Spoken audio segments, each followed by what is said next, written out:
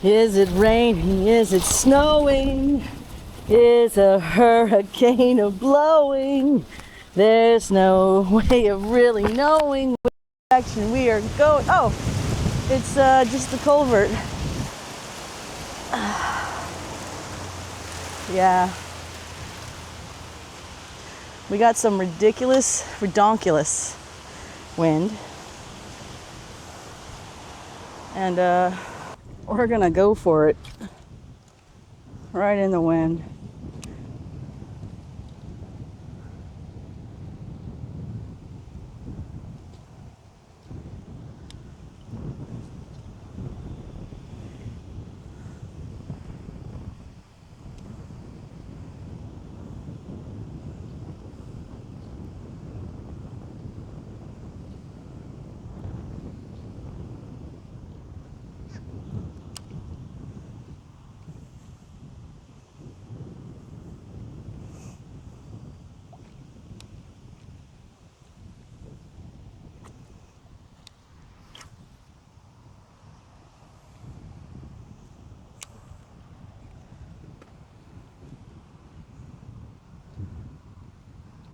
So guys, when you're fishing, have you ever heard of a strike zone, right? Strike zone. Well, how do you stay in the strike zone? How do you know you're in the strike zone? Well, to know that, you have to know a couple of other things, right? So bass fishing, which is what we're doing, the bass live micro. Come on, it's getting caught up every single time.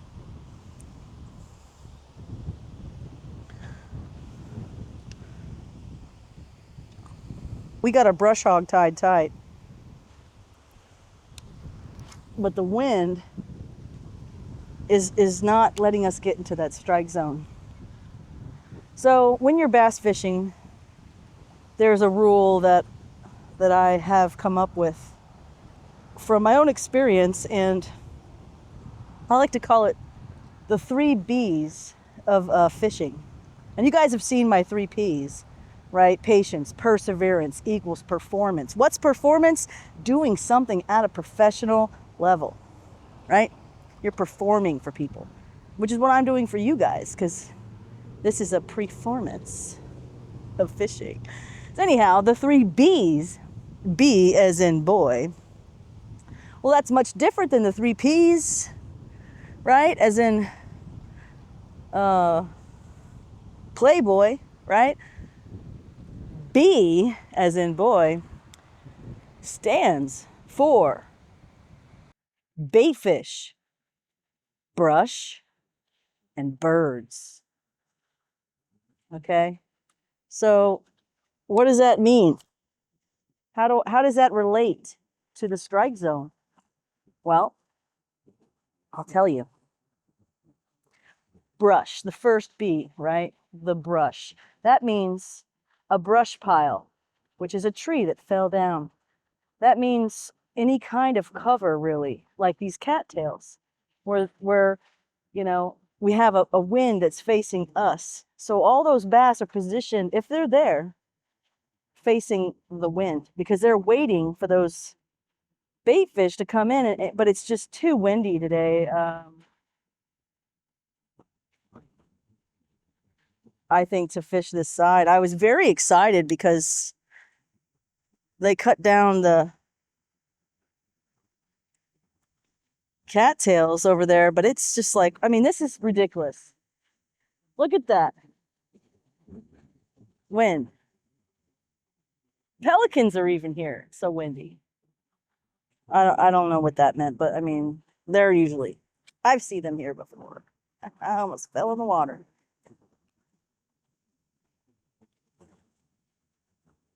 Oh, my darling. Well, the other B,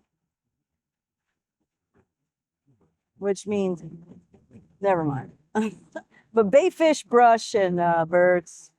The birds will tell you that there's fish in the area, bait fish in the area. If you actually see the bait fish, that's another good bonus.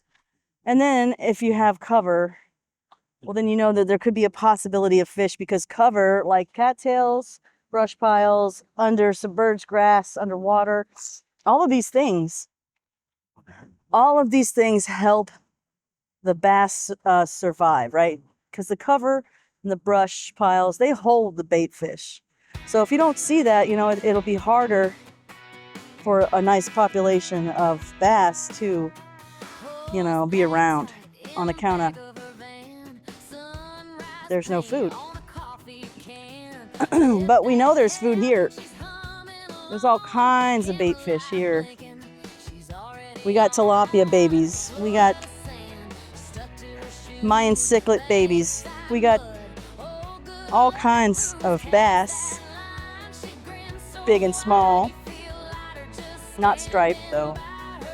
I shouldn't say we have all kinds of bass, because we don't, but we have all sizes of the Florida strain. In these windy conditions, it's just really hard to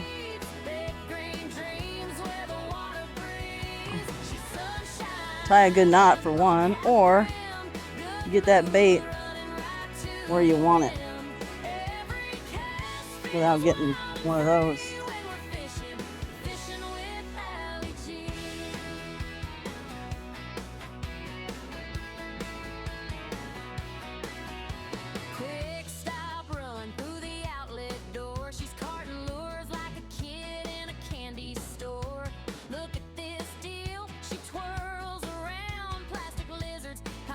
Yeah. Every time we've come to the culvert this summer has been a bust. Yeah.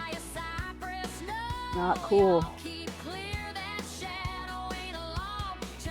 I don't think today's going to be any difference. Too windy. I'm out of here.